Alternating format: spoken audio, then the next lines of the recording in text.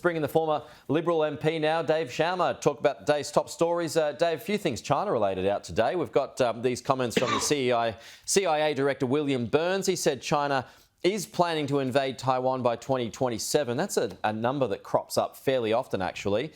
But Ukraine and the failures from the Russian forces may give him pause. Which do you think is right?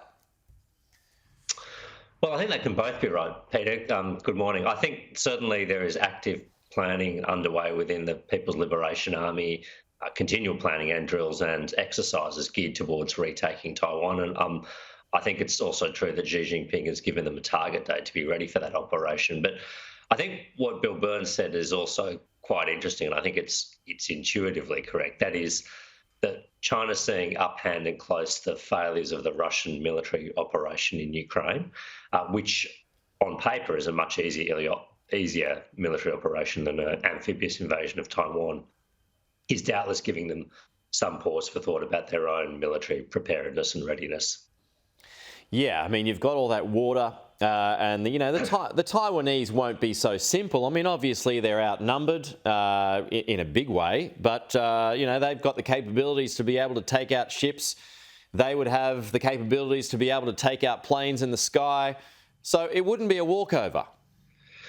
No, not at all. I mean, look, Russia was able to invade Ukraine on three fronts, basically, from the south, from Crimea, across the Belarusian border and across the Russia-Ukrainian border, which meant they had many options, no particular choke points, and their supply lines were not overextended. China only has one option against Taiwan if it wants to engage in military conflict, and that's an amphibious operation, probably with, a couple of points of landing at best. It's not even going to be like the D-Day landings where the Germans could be fooled into thinking the landing was happening on one part of the French coast and it in fact happened on the other, in Normandy. The Chinese won't even have that option, I don't think. So that will mean it's a potentially, it's a high-risk operation. And I'm sure as well that their preferred strategy, of course, is not to have to fight the war. It's to bring enough pressure to bear such that Taiwan capitulates before a conflict is fought. Yeah, no, we floated all these scenarios in our documentary, Are We Ready for War, folks? So you can check that out on skynews.com.au. Here's a plug. It's also on our YouTube channel. Definitely worth watching. Yeah. Thank you, Dave.